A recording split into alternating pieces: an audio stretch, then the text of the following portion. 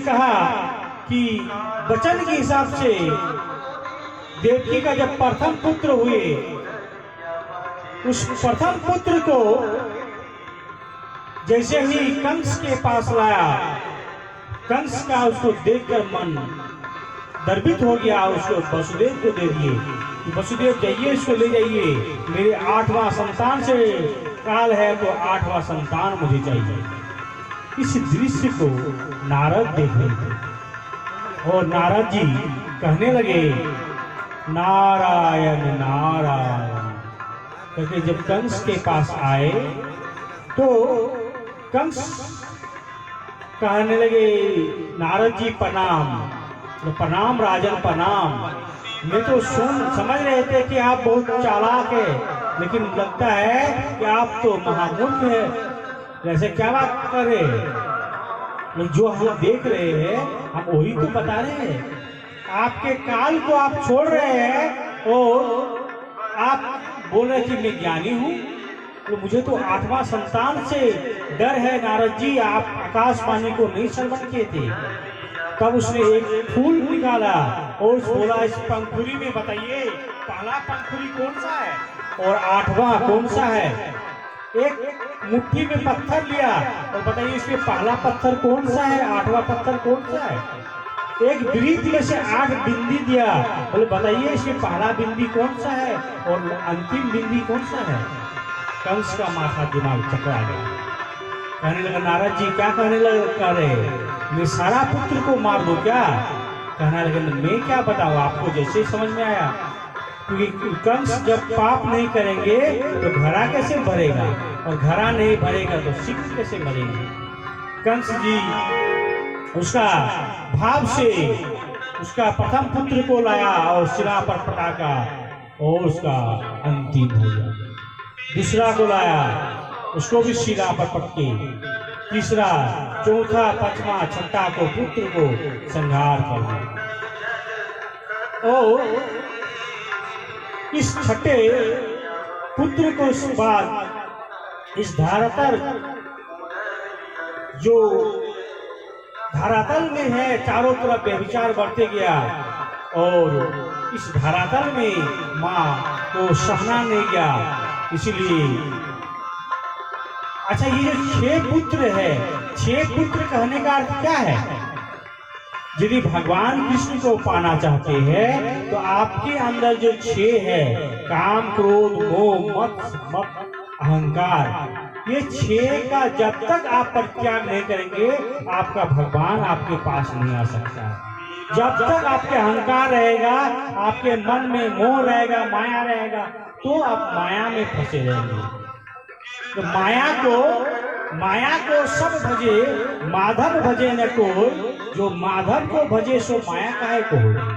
इसलिए हम लोग माया नहीं आएंगे कि हम लोग भगवान माधव को, भगवान श्री कृष्ण के भक्त होंगे तो हमारे पास कोई भी माया किसी भी प्रकार का नहीं आ सकती। इसी प्रकार ये वसुंधरा चकमा गए और वसुंधरा कहाँ गए, भगवान के पास, ब्रह्मदेव के पास।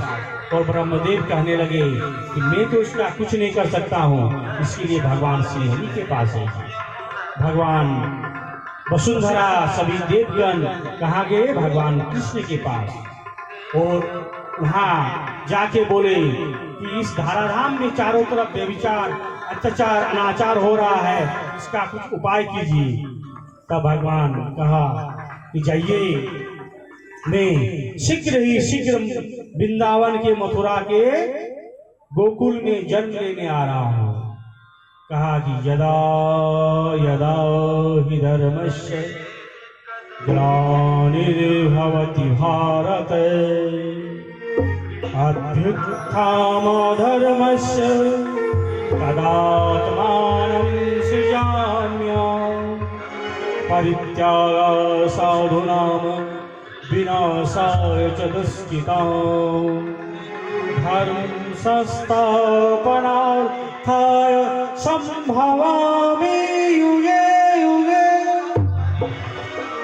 जब जब धर्म की नाश होगा, अधर्म का बढ़ेगा, तब तक मैं इस धाराधाम में आकर इस हर संत महात्माओं और मेरे भक्तों का उद्धार करूंगा। इसलिए सभी भक्त, सभी देवगण, सभी ऋषि मुनिगण कहाँ चले गए? वृंदावन के गोकुल में, और वहाँ गोप वाले बन गए। कोई वृक्ष बन गए, कोई लता बन गए, कोई किसी प्रकार का बन गए।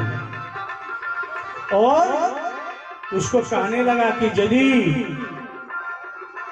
एक लक्ष्मी आए लास्ट में, ब्रह्मदेव को कहा कि ब्रह्मदेव मुझे भी भगवान श्री कृष्ण की लीलाओं का दर्शन करना चाहता हूँ। तो बोले सबको तो हम जगह दे चुके हैं, किसी को पत्थर में, किसी को लता में, किसी को मोर में, अब जगह कहाँ बचा हुआ? तो भगवान आप कहीं ना कहीं होंगे। तो बोला ठीक है जाइए, आप गाय के गोबर में है जगह, उसके क्या वहाँ रहेंगे?